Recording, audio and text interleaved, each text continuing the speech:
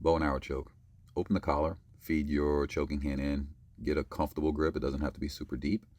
Control the guy's pants. Angle yourself around with your leg running across his hip line. Cross your other leg over his shoulder. Hug the leg. Start leaning your body backwards to finish the choke. So when you're doing this choke, you want to make sure that your legs don't get hung up under the guy's back. So his back should be going towards the floor in order to finish. If your leg's under him, it leaves him an escape route and it stops you from creating more pressure.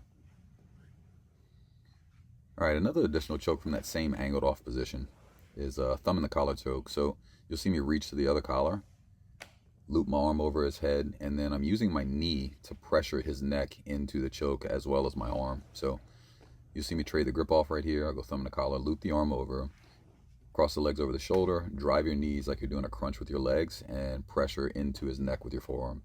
So Kimura grip for the arm lock. Move the guy's head with your forearm or elbow and peel his head off towards the ground. So you kind of underhook that arm a little bit, reach over the top, make sure your thumbs stay with your fingers, use your elbow to drive his head away, catch his head with your leg, drive him to the mat, straighten the arm.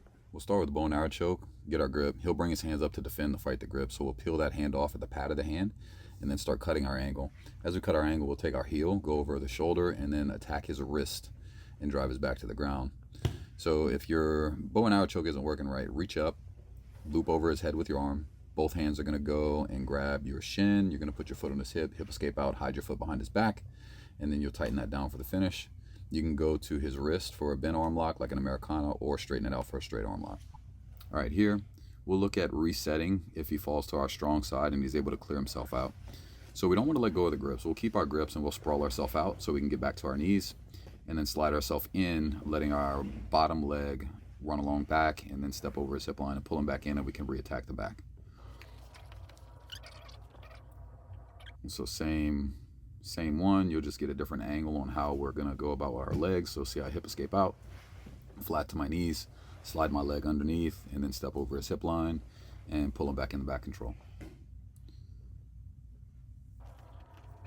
All right, now we're gonna look at if he falls on the other side. So now we gotta go all the way around with our hips. So we have to walk our hips all the way around, go to our knees, and then reset back to that same position. So slide yourself in and then take the back.